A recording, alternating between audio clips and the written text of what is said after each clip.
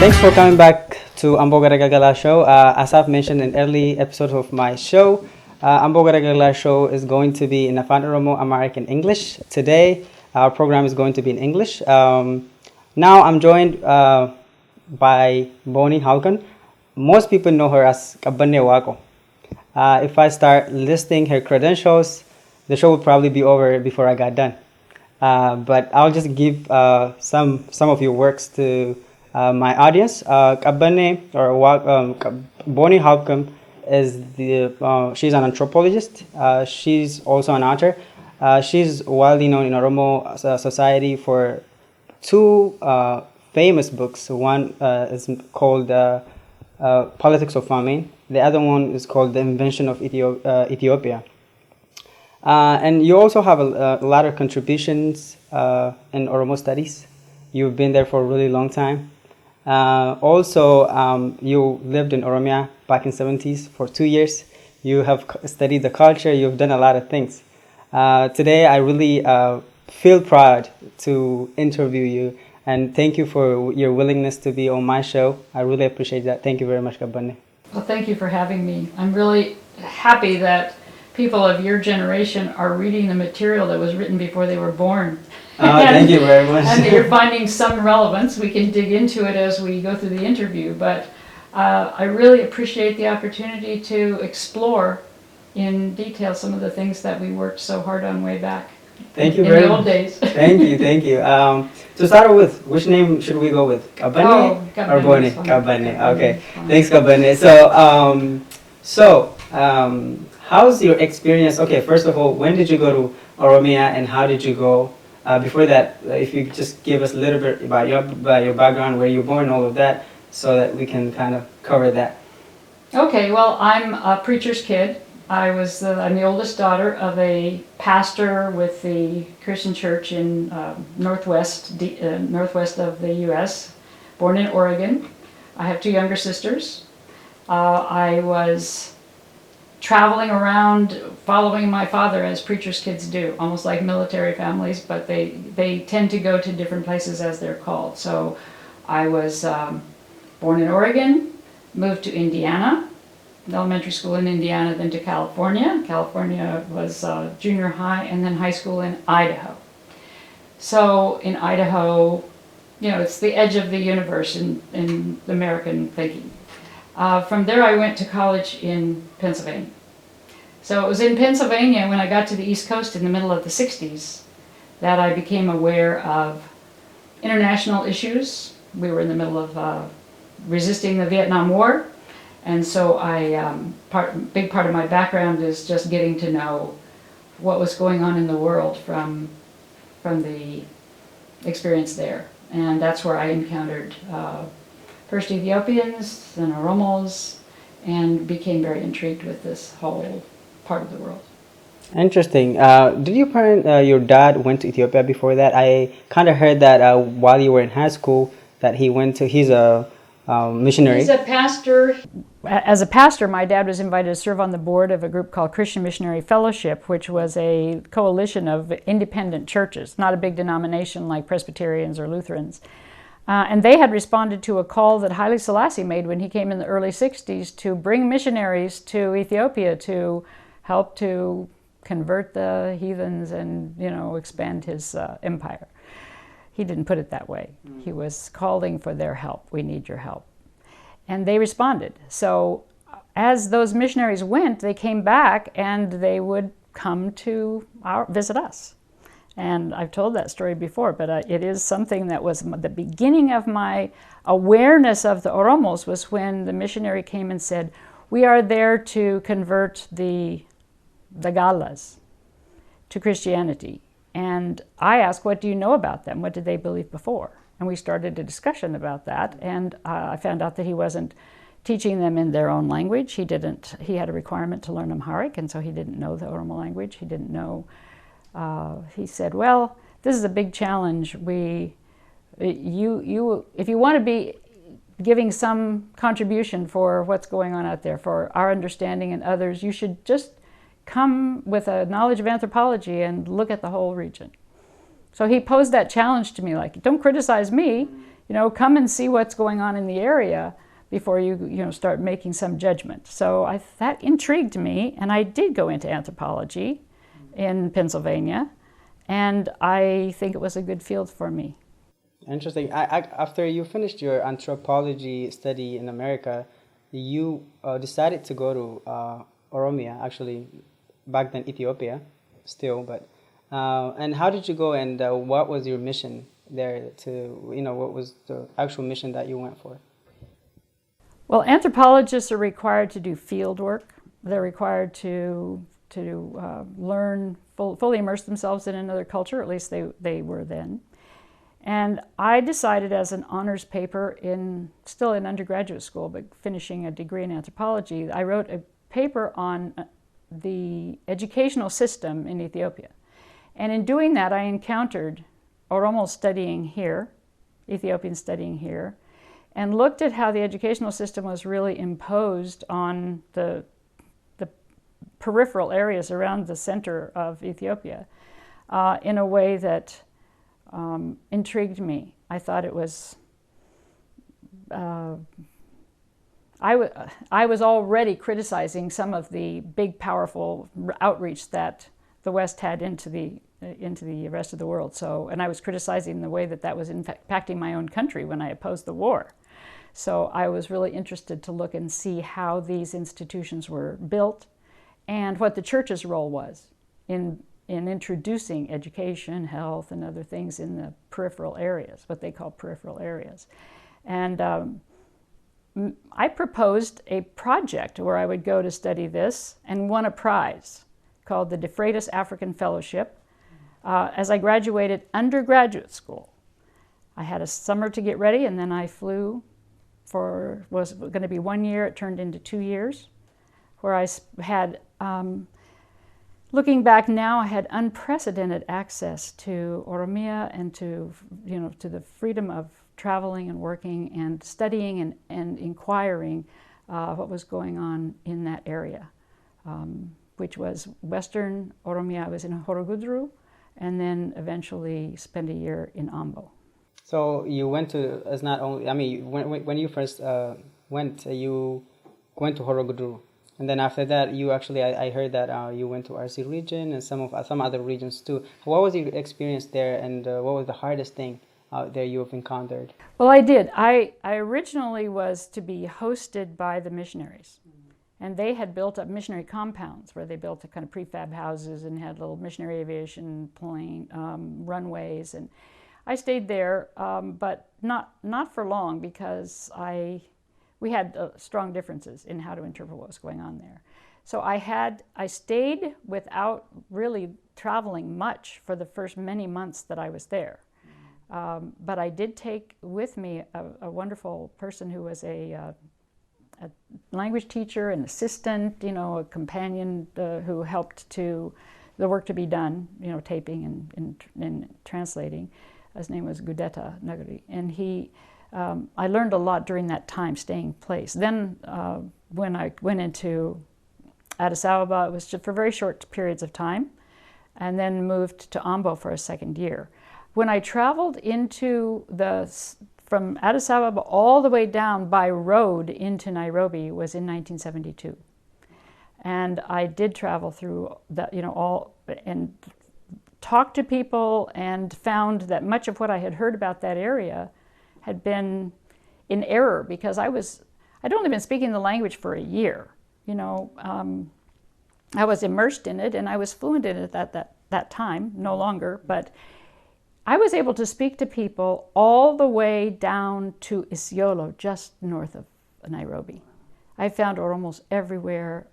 People would be having dinner in the cafe, and I would go and talk to the Oromos in the kitchen. And I would meet people who were doing research, and they would be speaking in Amharic around the table, and I would start talking to the woman who was waiting tables, and she was Oromo. People who didn't know that their babysitters were Oromo until I talked to them and they responded to me. So I found the fact that there were Oromos everywhere to be fascinating, and I had to calibrate my understanding of how big the area was. Yeah, we're gonna come back to that later. I mean, you've learned a lot of things about the culture, the language, and a lot of things. And then after 2 years, you came back to the United States, and then you keep in touch with Oromos, and you started working with Oromos. And one of your colleagues was Bosisa Ibsa, and you've done a lot of works after coming back and to the United States. So if we can tell us like how you met him and like from there on, how did things go? Well, one question you had asked me before is what were some of the problems that I had when I was in the country. Yeah. I actually ran into a lot of resistance to a Ferengi speaking Afan Oromo. People really didn't like that. That was not okay. There were no Ferengis were learning Oromo at that time. There was one Korean that I saw that was really very fluent. And the resistance was there. I was even arrested in the market by the police when I was trying to bargain and complaining that people weren't giving me big enough pieces of gingibil. And so they came and they said, come with me. And they took me to a police station and said, Ferengis are supposed to be speaking Amharic. Why are you speaking Galinya? And I said, because the people in this area speak Afan Oromo. And they called the missionary that I was staying with and said, this woman is creating some problem. She is not following the rules that are in place for Ferengis. She has to speak. And he said, well, the missionary, got me out of jail and took me back to his house. When I arrived in the United States, I was interested to find Oromos to talk to share my ideas with. I had a lot of interest in the area at that time. But I couldn't find people. I couldn't find Oromos. There was one who met me at the airport in Boston when I was first there, Solomon Kana, and there were Gonfa was there. There were several people in Boston. But when I got to D.C., I asked every Ethiopian I saw, "Do you know anybody who speaks Oromo?" "Oh, sure, yes, of course we do. Here's my number. Here's my information. I'm interested to speak to someone in Afan Oromo." Nobody would call me. So finally, an Eritrean that I met down on K Street in a pizza place took my number, and Sisai Ibsa called me on my phone, speaking to me in Afan Oromo. I answered him. We had the whole conversation in Afan Oromo, and we decided to meet. And we met at Mama Desta's restaurant. That's where I had met him for the first time. And we started to compare our experiences and our ideas about what's going on with the Oromo, about Ethiopia, about the United States, relationship with Ethiopia. And that was under Haile Selassie's time. Because I got back in 73, by 74, everything had changed. Yeah. And we know the history from there. Wow. The interesting thing about this is you're an anthropologist, he's a politician. I think he believes in Marxism and Leninism, and he's really influential in Oromo history too. I've heard about a lot of things about him. And how was that, connection? He's like a family to you too. Like, I heard a lot of talks about that. And how was that? It wasn't challenging that you're, from Christian family and all of that, and that what that contains in it. So how was that? It was very interesting to connect on the issues of what challenges the Oromo people face. Already at that time, I strongly believed that the Oromo culture, knowledge was extremely rich and valuable, and that it had been suppressed and was, being destroyed.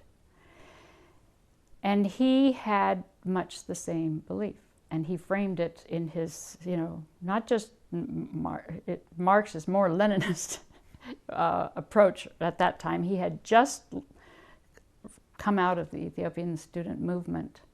He came out in 76, and part of the issue there was the disagreement over whether Ethiopia was a colonial state.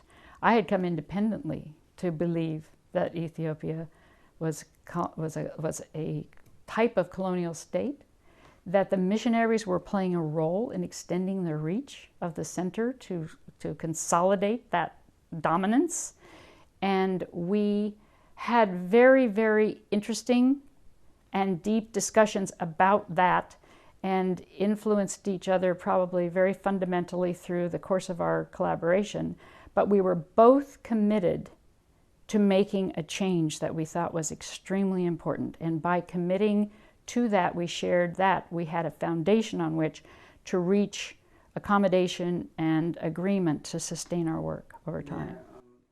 Both, I mean, Marxism is very materialist. There's a very strong strain in Christianity, also very materialist. It is, if faith without works is dead. If you cannot show the impact of what you are doing in the real world, then your words are empty. And so there is that overlap. There's that, it's liberation theology. It's not that far from many of the other revolutionary theories that are being used by people to try to find ways to leverage change. Wow, that's really interesting. And from there on, you guys actually wrote a book, especially about what you said about the Oromia as a colonial state and all of that. You actually emphasized that in your book. When I first read it, I thought you wrote it on the basis of self-determination, but after that I asked you, and it was things that I didn't understand. But you said you came to a conclusion that Oromos are colonized by yourself. And that time there was a confusion because Oromos were trying to figure out what is going on and trying to they're almost back then just the first generation that are educated and trying to figure out with the Western world and all of that. And you came to that conclusion at the same time. From there on, Bosisa Ipsa was the same. He has the same belief, and from there on, you wrote the book. What made you to that? What brings you to that conclusion? Without any influence by you, you lived there, so you just seen things. What made you to conclude that Oromo are being colonized? I did what was essentially a systems analysis of the situation I've encountered in Ethiopia, looking at the central government as a system. I looked at the international global system that was extending its reach at that time. We called it the military-industrial complex. It's much more complex than that. And the Oromo socioeconomic system, how it functioned, and how they interacted and were juxtaposed in one space that I studied. And when I looked at the first two, I saw that there was actually the best analytical framework for explaining what they were actually doing and predicting what they were doing was that this was a form of colonialism that was supported by the West. The West had not been able to figure out how they were going to control that particular part of Africa. I mean, one of the theses in Invention of Ethiopia came up early. When you look at the British interests in Africa, they were building a Cape to Cairo railway that was going to extract resources and then deliver goods back in and build up and support economic system. And the French were doing basically the same thing east-west. And those plans collided in the Horn of Africa. And so there was a lot of external interest in having some stability there and controlling that area without directly going to war with each other over who was going to be the colonial master. Yeah, I mean, actually, even the cover of the book actually emphasized that, if you can show that cover, that you argued that the colonization of the Oromo came from external force. Of course, there are international communities that supported others who are surrounding us to colonize us. And you actually prove the way you analyze is really interesting, and that was something that really fascinated me, and that really actually makes sense to me. I mean, there are some people who went other ways to kind of prove something else, the same thing that you used, but trying to prove something else. And that was the interesting thing about this book. I went in thinking that Ethiopia was a long-standing independent country in Africa that had been in existence for 3,000 years, and it didn't take long to figure out that that was basically a construct, a myth. That's not an explanation that actually encompasses the facts on the ground. So if not that, then what is it? And how did it get to be? It wasn't 3,000 years old. It was in that time, it wasn't even a full century old yet in 1970s. So ultimately, we developed the idea of a dependent colonial state because the groups of people that actually conquered and started to control the state that kept that so-called stability in that region were empowered by the arms they got from outside, the ideas they got from outside. They constructed the state in a way that was a combination of what was going on inside Ethiopia and external interests. So this particular cover shows that the crown is there, but if you crack open the crown, you see that it's been supported by a series of superpowers. Here, French, British, Italian, American, Soviet Union. You could put America back down here, back in here, because this was published in 1990. But the idea was that without that support, without that logistical and ideological and training support, advisory support, that state could not sustain itself.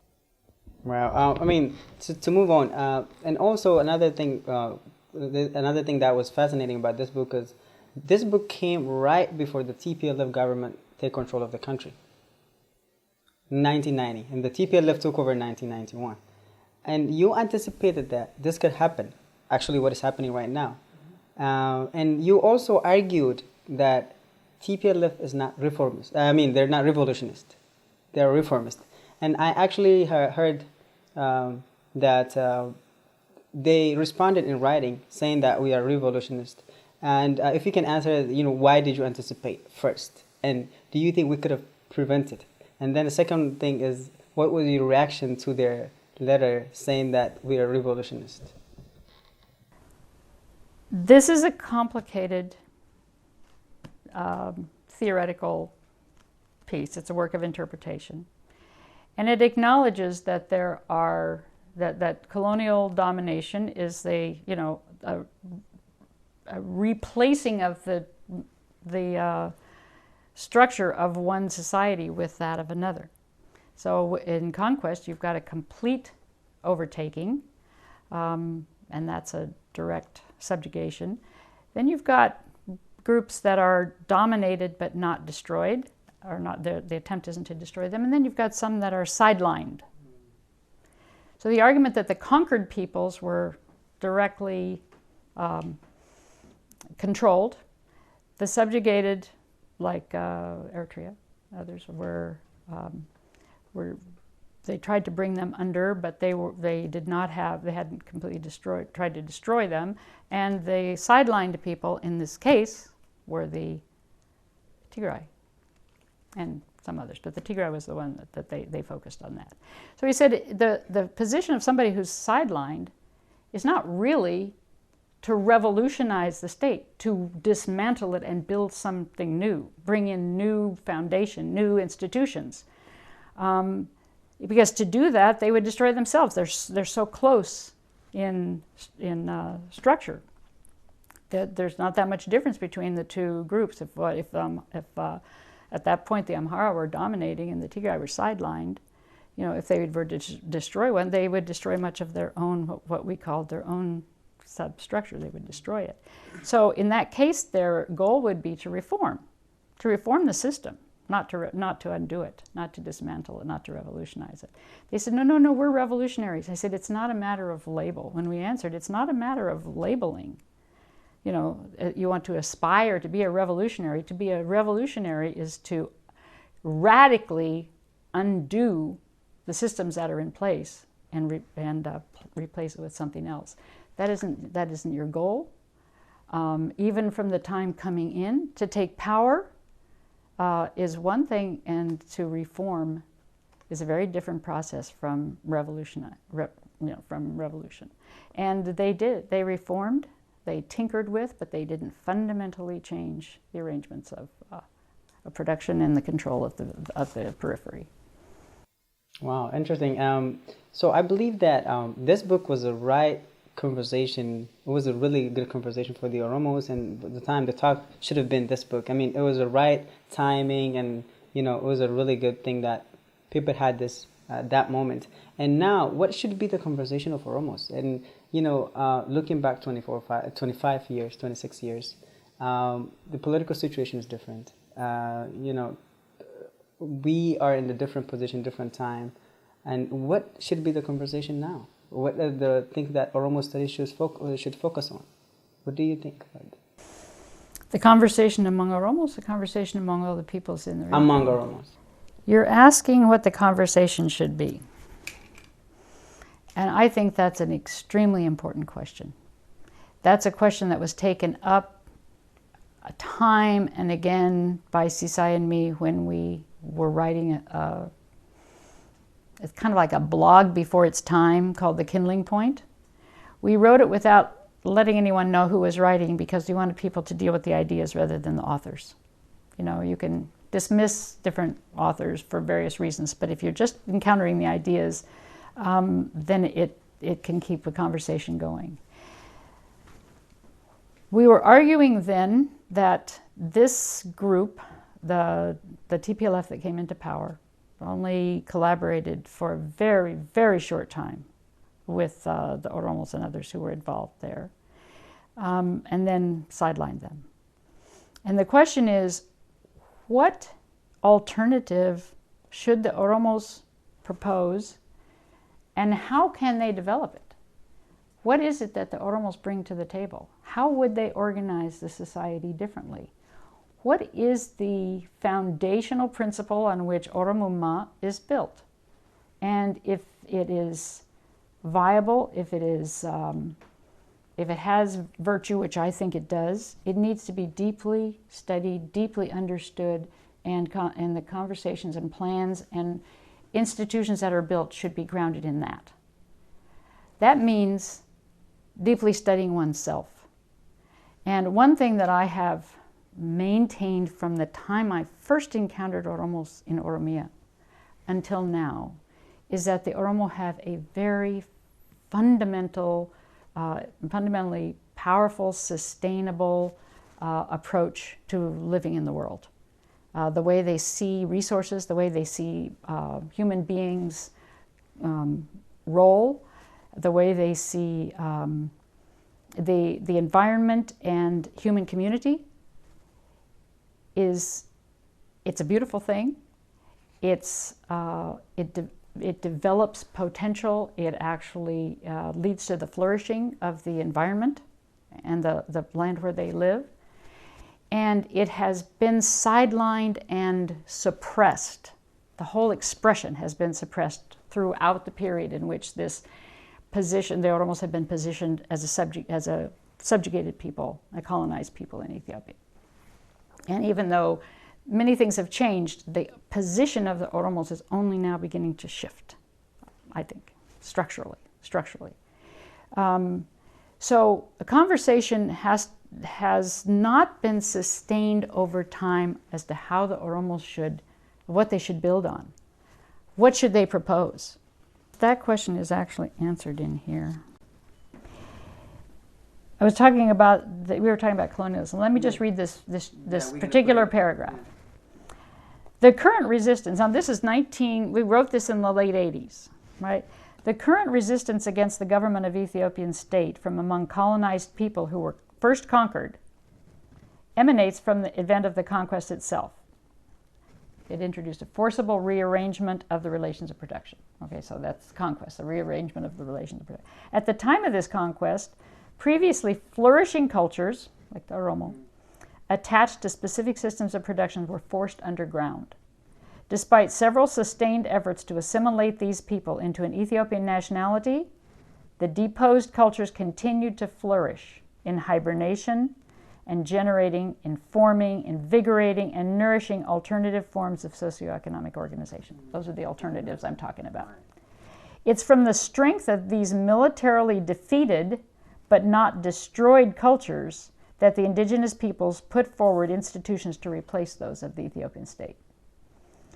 These suppressed cultures have functioned as seed beds for generating institutional designs shaped by values and an ideology fundamentally distinct from that embodied in the structure of the Ethiopian state. Self-determinations for these nations would constitute a move to organize and govern their society according to these values. Such a move would represent a revolutionary transformation of the relations of production in the empire. That was a good, you answered it, pretty much. And that I still think that that process is just starting. The seed, we have continued to retain in the language, in the culture, in the symbols, in the communications, even in the dress, in the songs, these forms that I call hibernating, where it hibernates, where it hides out of plain sight. And then it generates and informs and invigorates other forms of organization that make people happy, that satisfy people. And that out of that will come something that's really different. Naolduga has written this paper and is developing network society forms that called Bitgada. Mm-hmm. Did you see his paper and his work on Bitgada? He gave it in 2015, and he actually mapped out the nodes of power that exist in the Gada system. It's not hierarchical, it's horizontal. Oromos actually exist horizontally on the landscape. And the power, the decision making and the power structures are horizontal ones. They're not vertical. They resist vertical, they resist hierarchy, they resist kings. And this network society model that Naol is looking at, that's actually becoming very powerful in the international scene, saying how are we going to undo these systems of capitalism that are just eating up people, is to frame some alternative, some network. And Gada actually embodies that philosophy, that means of operating, in a way that I think is extremely exciting. Yeah, I know, extremely exciting. And you can say where the influential and where the agreed power nodes are, but nobody has all the power. We get frustrated because Oromos are in different groups and they can't come under one umbrella, and they're fighting with each other. That doesn't bother me, because they are actually taking charge and being accountable for different aspects of the society. And Oromos have always divided into groups. Borana, Baretuma, and Sabbogon, and all these. And they define peace and tranquility as a balance achieved among them. They never put everything under one person or under one leader. So finding a way of existing through balance is the challenge that Oromos face. And describing what is peace is actually finding the balance and actively working on that in a way that's viable and sustainable.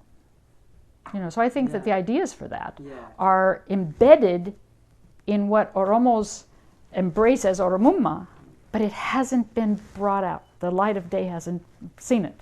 It hasn't been practiced.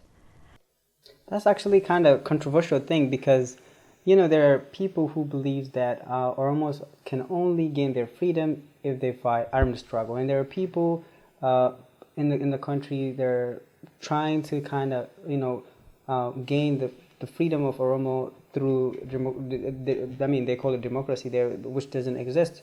And that's an example that is kind of really rocky way. If you see Bakala Garba, if you see Obamarara Gudina and all of that, that kind of like, some people are saying that no, that is not the way, and there's a contradiction there. Like there is a fight, but I think what you're saying is really right. But the thing is, again, like you said, I mean, it is really important for the Oromos to come and sit together and work on that. But that is kind of seem impossible from my view. Like I kind of see it everywhere you go. It's kind of everyone has their own group on their own circle. That's what I see. So how should we fix that, and what are the ways you think? What my answer to your question is the Oromo need to ground their future in self-understanding. And there are a lot of people who see little bits and pieces of the picture, or who hold knowledge or information about the society and the culture. But not any one person has access to all of that.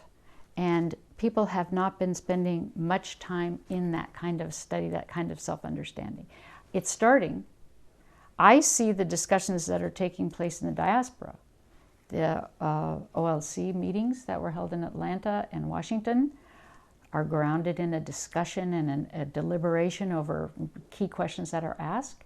Next week, the GGO group is going to be calling and ingathering as many people as they can, contact, to come and participate in a discussion and start the process of a serious self-understanding, that not just at an intellectual level to write a PhD on, anthropology, sociology, or political science, but to say, what is it that we build on? How have we understood the past? How do we understand the future? How was a Gada system put together? Is a Gada system that was built in, centuries ago, is that relevant for now? If so, how is it relevant? How should it be changed? What are the principles that it was built on to come into the current era? Also, there needs to be, and I think the Oromos are having this discussion, OSA is contributing to this, the political groups are contributing to this, the youth are interested. This is a huge nation. 40 million people can't all have the same idea.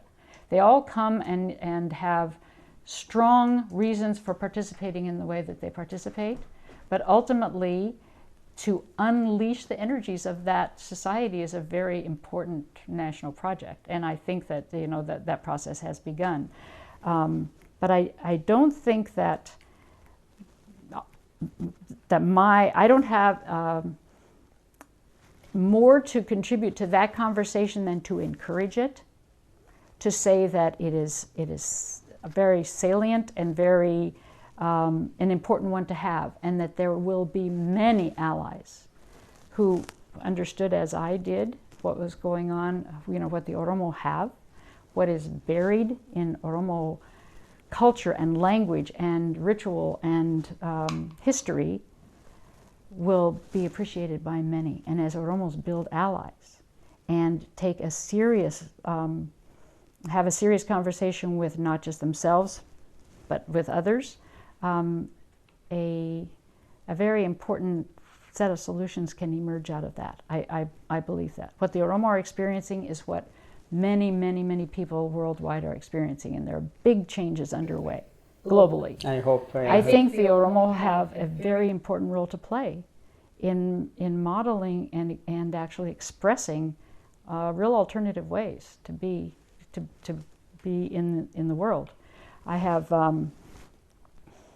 I've been particularly interested in environmental issues because I think many people say, oh, the Oromo live in this beautiful part of the country, or they're the well-watered, productive middle levels of the highland or the middle range, Woina, Dega, all the way down to the areas where the pastoral lowlands go all the way down into Kenya. They have so many resources, they have so much water, they have so much, trees and animals. And it's not by accident that the Oromos have all this. They have all this because they have lived out their practices that are embedded in their principles to preserve and sustain and think of the future generations, not to destroy, but to only build what is and develop what is sustainable, to consider that and to talk about it and to, spread out, to really have that at the core of their beliefs and of their practices. Is it possible in the 21st century to do that? Well, That's the discussion they almost need to have. That's the discussion they're having now. And and if they take control of their own area, how are they going to treat it? How are they going to deal with it? How are they going to make decisions about educating their people, making alliances with groups beyond themselves? On what basis? And if Oromos are making those decisions, then it's going to affect many, many people, neighbors and people at a distance. I see environmental and peace and human rights groups and countries and companies really understanding, appreciating, and choosing to be partners with Oromos if they understand what Oromos are about.